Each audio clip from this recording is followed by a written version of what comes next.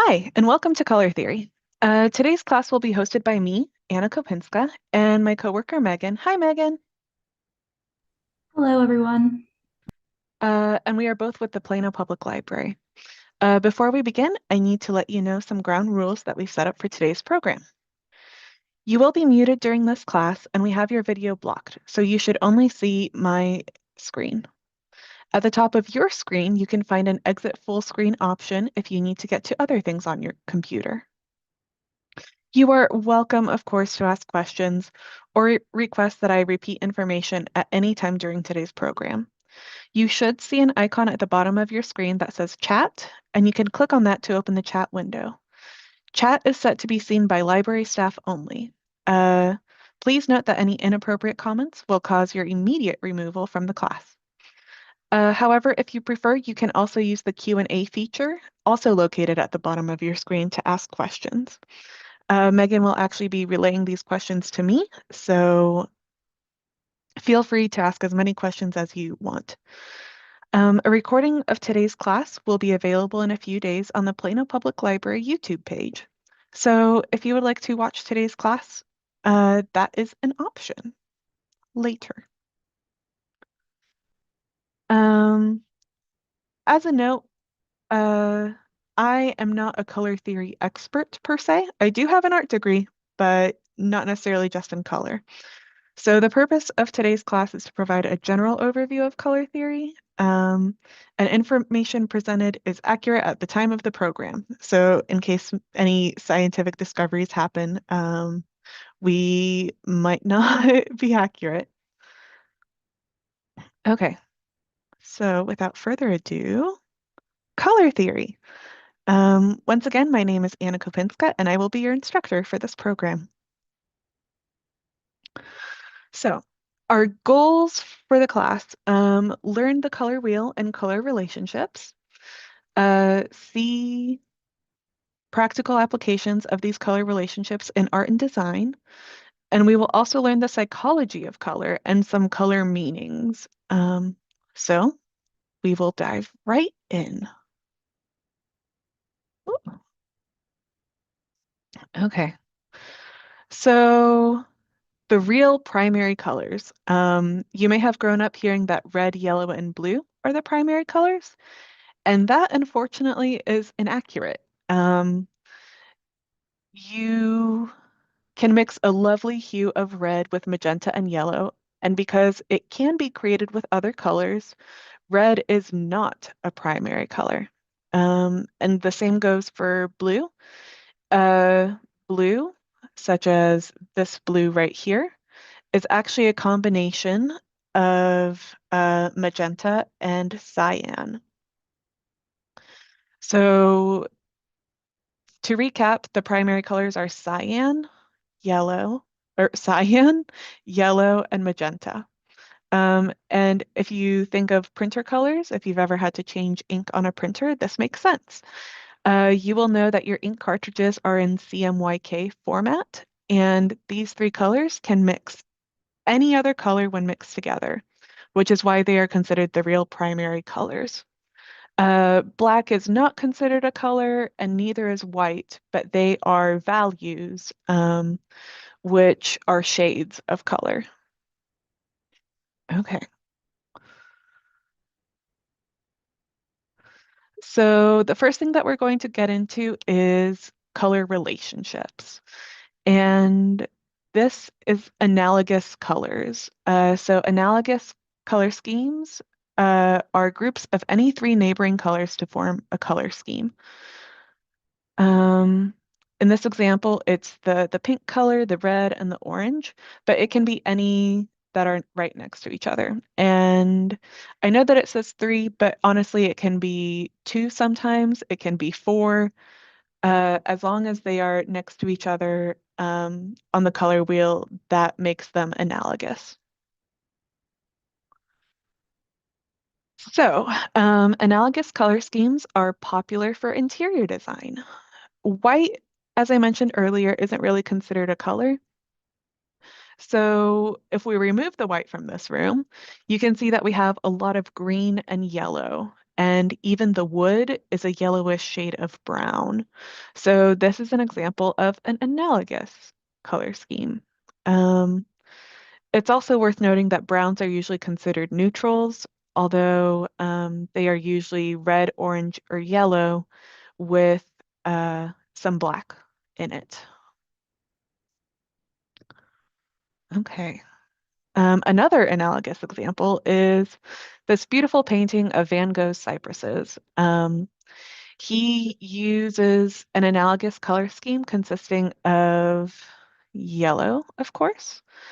He's got some greens in there and cyan as well. You can see that cyan in the sky, as well as a tinge of blue. So he's using quite a few colors here as an analogous example, but you can see that they are all next to each other on the colors wheel. And you'll see in a bit, I love Van Gogh's work. And we will be talking about him a lot in this class because he likes to use all sorts of color schemes, including complementary colors. So colors at opposite sides of the color wheel have the highest contrast, and that is because their values are inverse, and when they are mixed properly, they will actually turn gray or black. Um, because of the contrast, these color schemes usually give a sense of dynamic action. And when you kind of look at these colors, you'll see orange and blue, or the red and cyan color.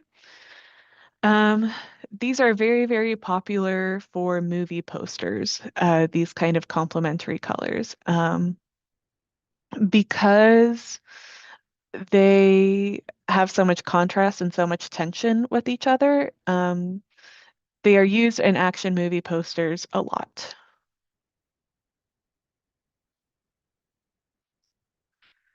So, um, neither of the complementary examples I use are very high action packed oriented, but I hope that you can see this beautiful cactus with the red and green. So, of course, complementary colors are found in nature.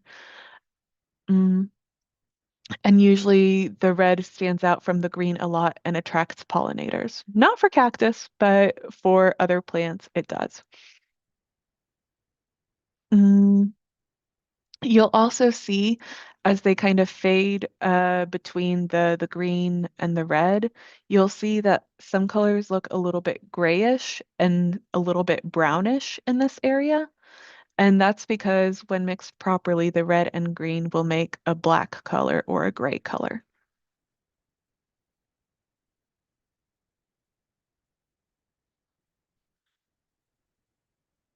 So, in this example of sunflowers from Van Gogh, we see these orange sunflowers contrasted with blue.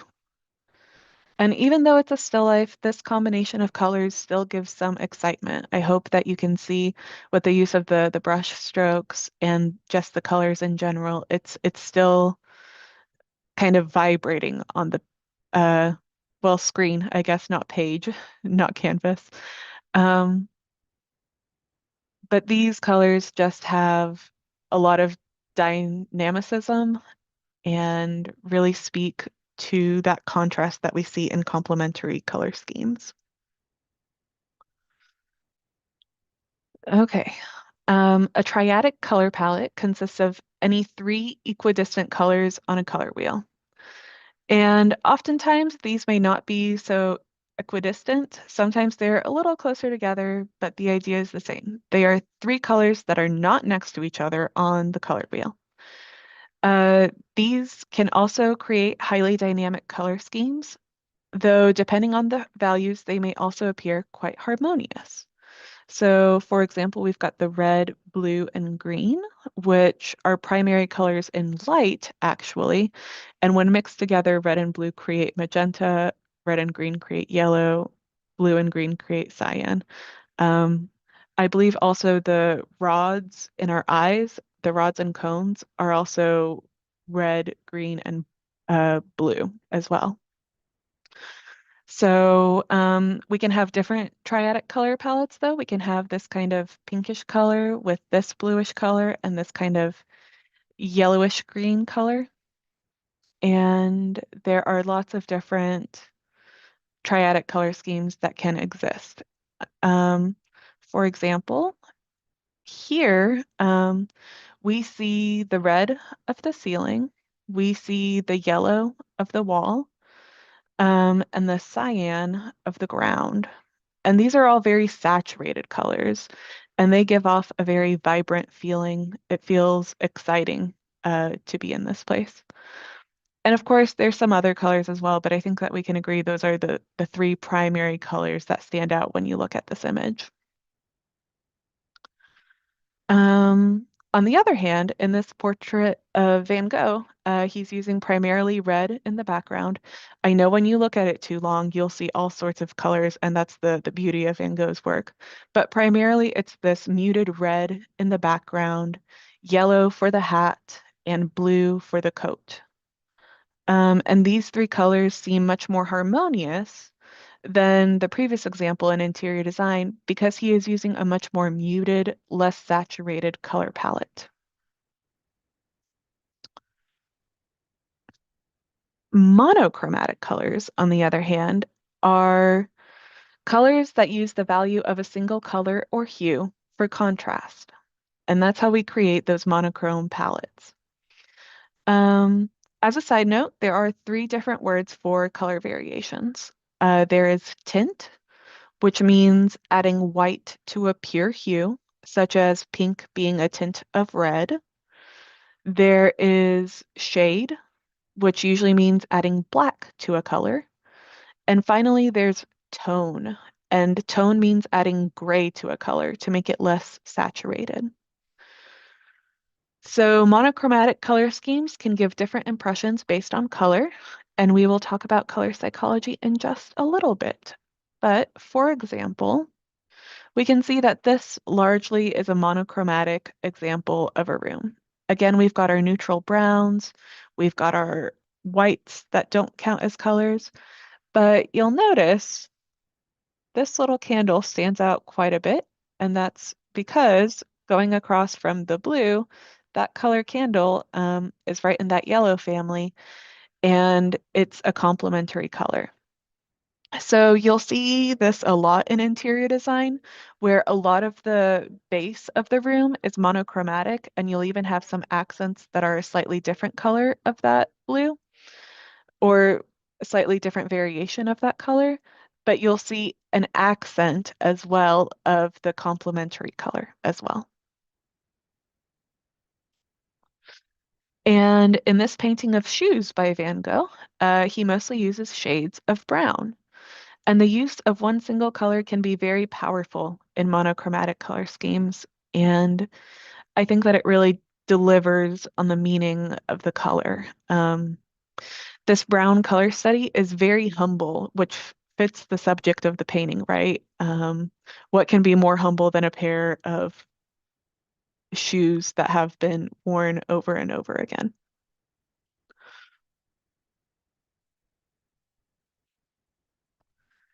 Um, if you're interested in applying color theory to your own artwork, then you can definitely apply color theory to landscapes. There are warm colors, especially red, that appear to be closer in the image. So warm colors are these up here. Um, Basically, the top of the red is the warm colors. And then down here, we've got the cool colors. Mm, So cool colors, especially cyan, appear to be further in the image. So this has been proven by science, actually. Scientists examined this by placing a piece of paper the same distance away from the observer. So let's say that it was 12 inches. When they saw warm colors, especially red, the participants in the study said that the piece of paper was closer to them on average than the 12 inches, while the cooler colors were judged to be farther away than the 12 inches. I don't know for a fact if it was 12 inches but it is a set distance that they thought was closer or further apart, even though they were the exact same distance away. So, in this example of a landscape from Jericholt, we can see a lot of warm colors in the foreground. So, if you'll see, these are very warm brown tones with a lot of red, orange, and yellow, as opposed to the background, which has a lot of cool grays, these grays that have a lot of blue and purple. Um, One popular trick among landscape painters is to actually put a touch of red on a subject near the viewer. In this case, the red hat. This is a very popular thing. You'll notice when you look at landscape paintings that there's almost always somebody in a red coat or in a red hat or something in the foreground um, to differentiate it and make it stand out and appear like it's the foreground compared to the background, which is almost always a bluer color.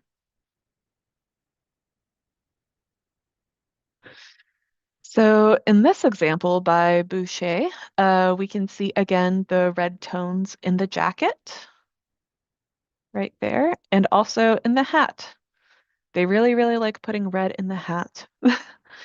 So the colors farther away are less saturated. So even though there are red roofs, we can see that this is a much less saturated red than this bright red that's immediately in the foreground. And the less saturated colors uh, fade much more easily into the background.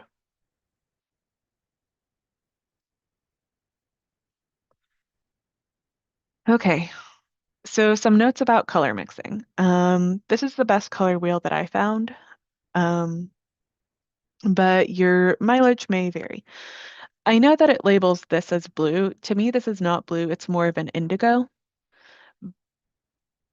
Um, but you'll see that there's these different percentages around the color wheel. And those percentages indicate how much of the color you should mix to achieve that bright color on the outside ring.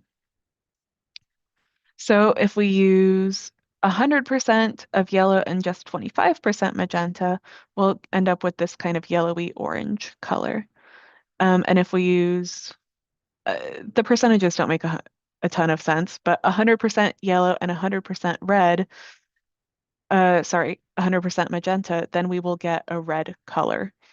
So again, you can't have 200%, but you can imagine maybe uh, if you've got like dollops of paint and you're using maybe like a teaspoon size of paint, then you would use one whole teaspoon, another teaspoon, versus just 1/4 of a teaspoon or 1/2 of a teaspoon. Another thing to note about color mixing is that usually when colors are mixed with their complementary color, such as if we took this bluish indigo color and mixed it with yellow, it would make black. And this tends to surprise a lot of people uh, because why would yellow make something black? Black is usually gosh, what do they call it? It is all of the colors combined. So if you mix uh, cyan with magenta with yellow in equal parts, they should make black. Now, sometimes this may vary because if you're working in paints, especially, the paints don't necessarily have the same opacity or the same intensity of color. So one might be very light yellow versus cyan, which is a little bit more powerful. But theoretically, according to science, if you mix 100% cyan with 100% yellow with 100% magenta, you get the black color. And again, with cyan, yellow, and magenta, you can get any color on the color wheel. And by mixing either white, we can add the tints. And if we mix black, we can get the shades. And this also works. If you add just a tiny bit of yellow, you would get a darker shade of blue, or that indigo color again. If you add a tiny bit of red, you would get a darker shade of cyan.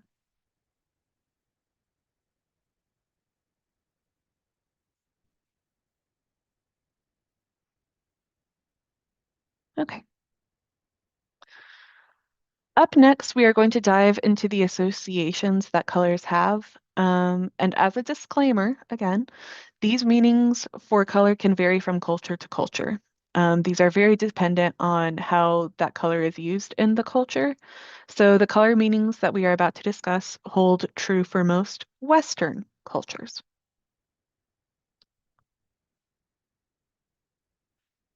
So colors can have varied meanings, but pink typically represents love. It's very popular during Valentine's Day. It can also represent tenderness, vulnerability, youth, innocence, hope, and optimism. When you think of the color pink in the English language, you might think of the term rose-colored glasses, um, or at least I do.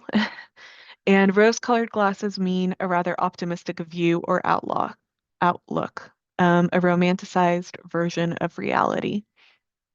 So if you're looking through rose-colored glasses, you might be really optimistic. You might show some youth and innocence, naivety, um, stuff like that. So pink represents a lot of things, and you'll see that that's true for a lot of colors. Red is one of those colors that's associated with a lot of things, depending on who you ask, really. So, red is associated with energy, and scientists have proven that the color red enhances human metabolism and it increases respiration and it also raises blood pressure. Um, so, you may know that red is associated with uh, the heart for February, the heart month. And I don't know if that's because it is associated with blood pressure, but I think that we can say it's safe to say it is scientifically backed. You might also notice that a lot of restaurants use red in their logos and in their design. And that's because, again, it enhances the human metabolism. So you'll eat more, more, more if you see a lot of red in the restaurant. Red is also associated with war and danger, and that's probably because of the color of our blood. And in language, you might think of uh, the term a red flag, and a red flag is a warning sign, right? Danger. Red can also be associated with power and determination, as well as passion, desire, and love. So again, just like pink, when we think of Valentine's Day, we see a lot of pink and red because those colors to us represent love.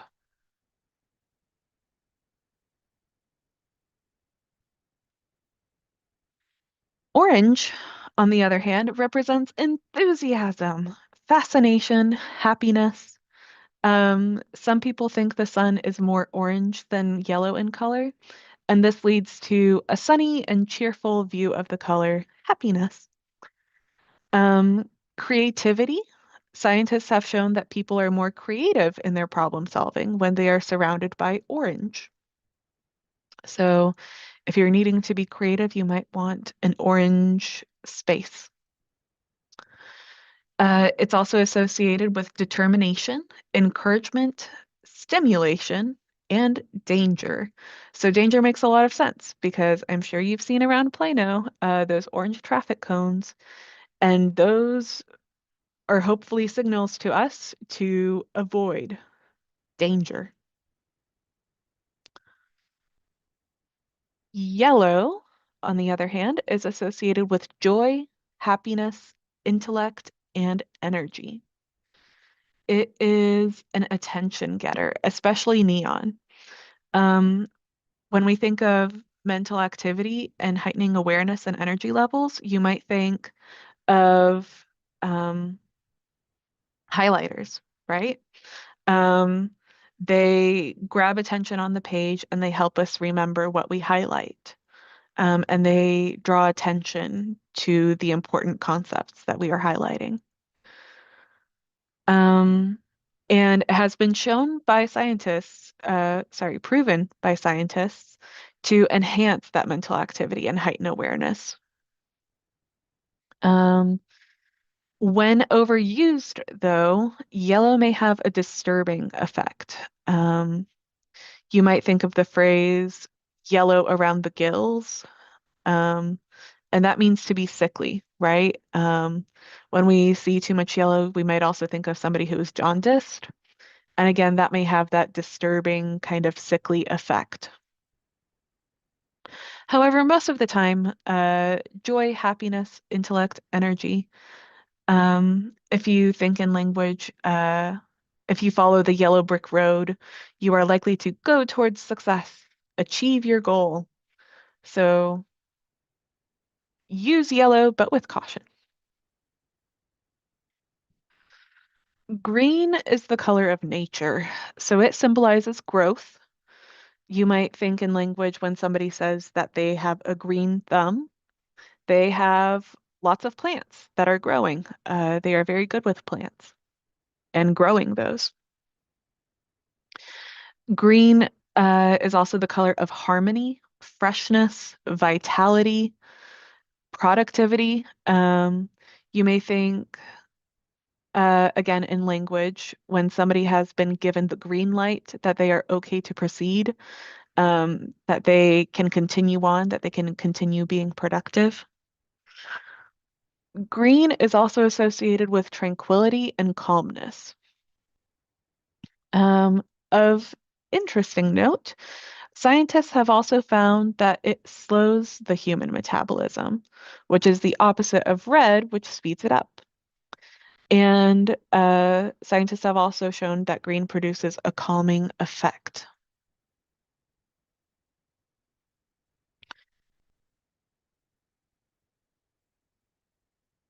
Blue is associated with water and sympathy, um, and of course, sadness, right? Uh, if you've seen the movie Inside Out, you'll know that sadness was blue.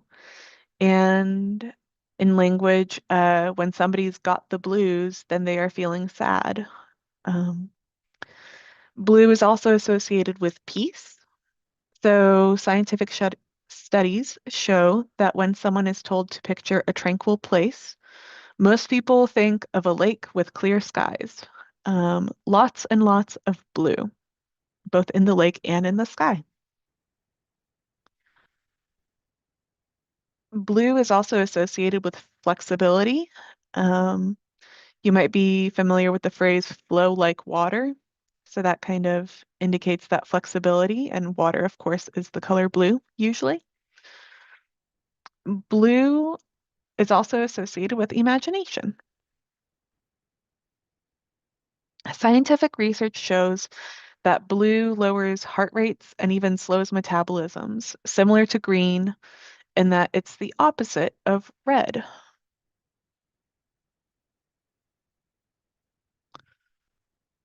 Purple. Purple is one of my favorite colors. It is often associated with power, nobility, luxury. It was the color of royalty for a very long time. It's also associated with ambition, wealth, extravagance. And I believe this was because for a very long time, purple was a very hard color for us to dye. Um, it was very hard to obtain the color purple naturally through pigments. So it was mostly reserved for royalty. Purple is also associated with wisdom, dignity, independence. Purple is sometimes associated with creativity. When I think of purple, sometimes I think of the term purple prose, which somebody will usually call a book full of purple prose. And that means that the writing is full of flowery or excessive elaborate language. And when you think of flowery, excessive language, that is a way of creativity, right? You're just overly creative with words, and it turns into a little bit of a slog. But purple can also be associated with mystery and magic.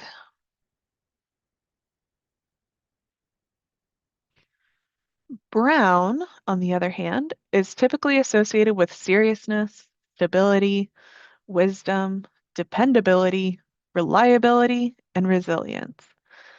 Fun fact, when we think of monks in Europe, we typically picture them in brown robes, and they were specifically chosen to be brown to communicate serious piety, reliability, and resilience. So, brown is has had these meanings for quite a while, at least in Western cultures. I think brown is associated with stability, partially because a lot of dirt is brown. And when we stand on the ground, it's stable, it's reliable. We always know where it is. Black can be highly versatile. And even though I said it's not a color, black does have its own meanings in psychology. So, by being highly versatile, I mean that it has the most range in meaning. Black can be associated with power and elegance. Black can be associated with formality. Black is, of course, related to death. When we think of mourning clothes in Western cultures, we think black. Black, because it is a dark color, can also be associated with evil. And black is also associated with mystery.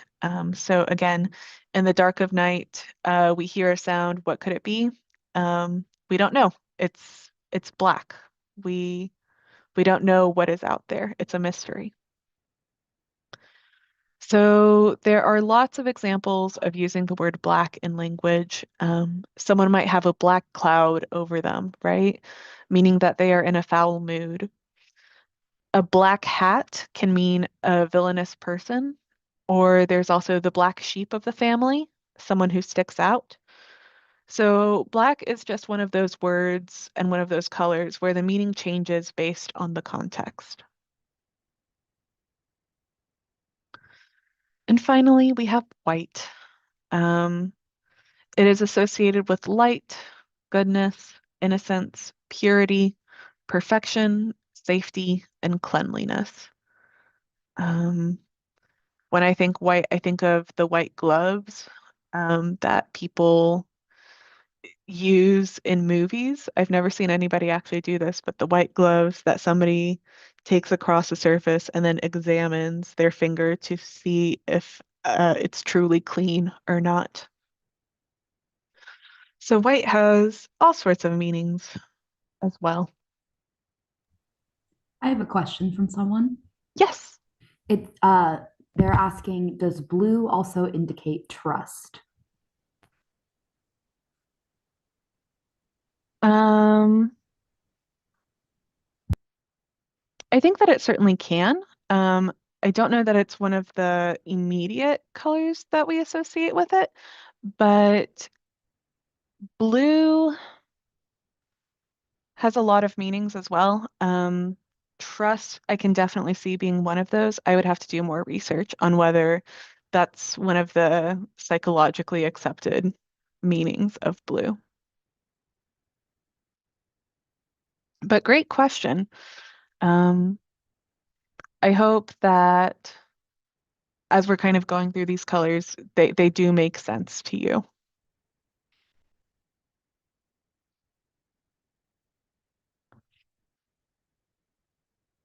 Okay, so white is the final color that we will be going over.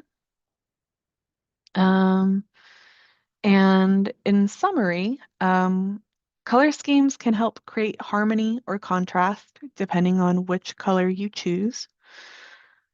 And individual colors can have an effect on physiology and have deeper meaning in our minds.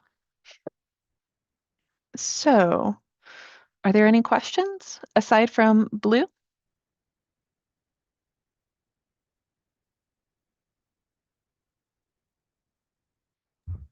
I don't see any questions at the moment.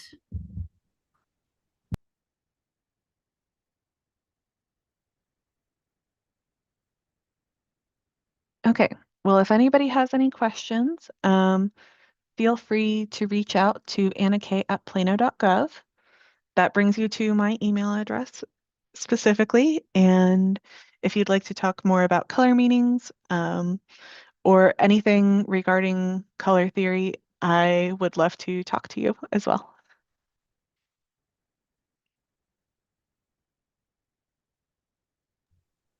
One question, Mhm. asking any good websites you would recommend. Oh, that is a good question. Okay, so let me actually escape from my presentation. Um, Two websites that I would recommend. Adobe Color or color.adobe.com. Um, at least used to be free. But if you come to the library, we do have computers with Adobe installed on them, and they will let you use Adobe Color for sure. I'm trying to remember. Ah, perfect. So you can see by kind of uh, clicking and dragging on these colors, I can choose an analogous color palette or any of the ones that we talked about. Um, and it'll kind of create a color palette for me of those colors. And I can slide them up and down to get them more saturated or desaturated as well. So color.adobe.com is definitely a website that I would recommend.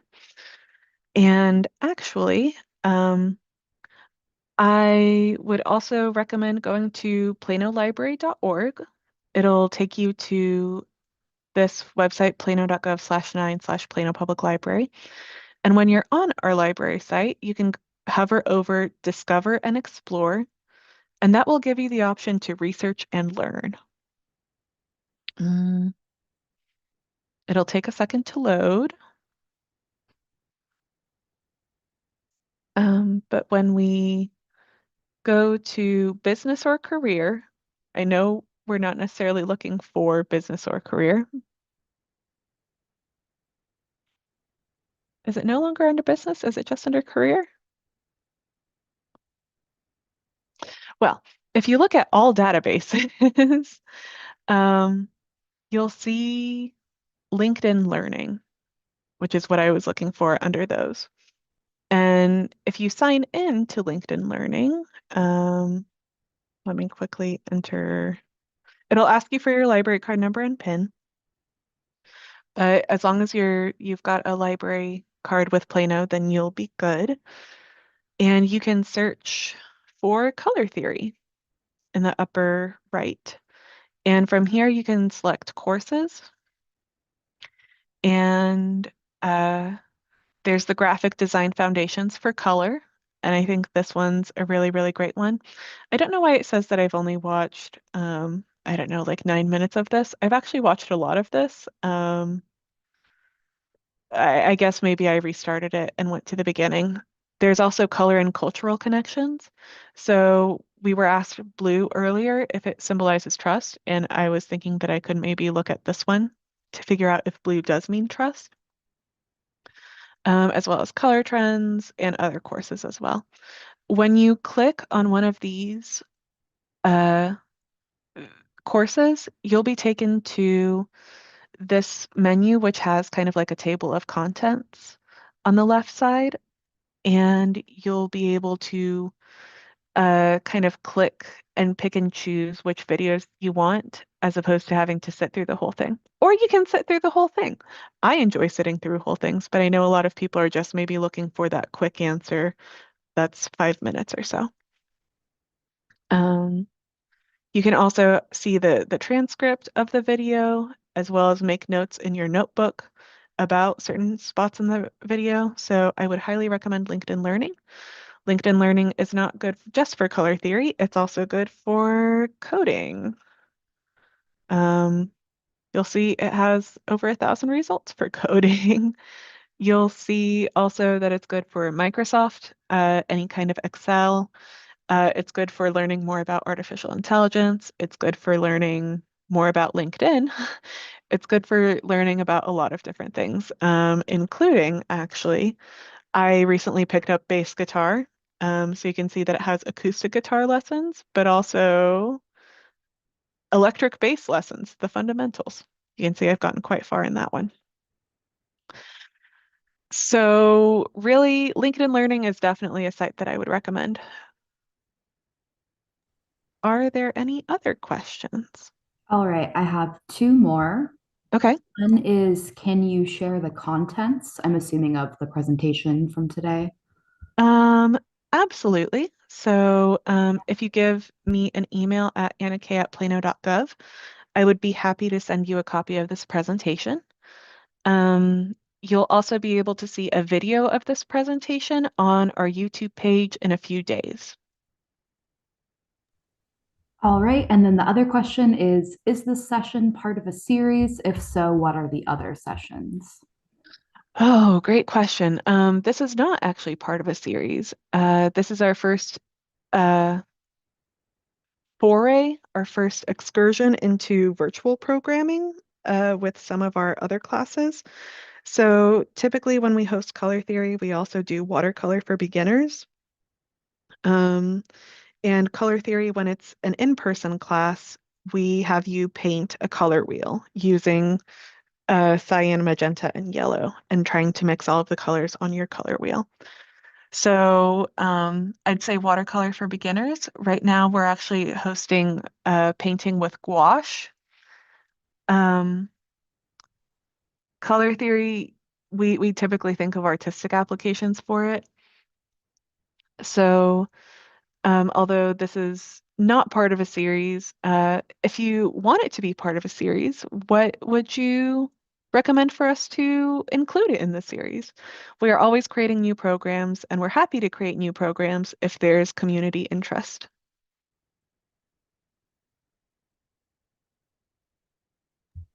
All right, that's all I have in terms of questions. Okay. I hope people have written down that email address. So last but not least, thank you for attending our virtual program. You can find more resources and programs at planolibrary.org, and I hope that this has been informational to you and hopefully interesting. Um, I love talking about color because it's something that is so underrated and means so much and has such a huge impact on our lives. So I hope you took that away as well. Thank you, Megan, for relaying all of those questions to me.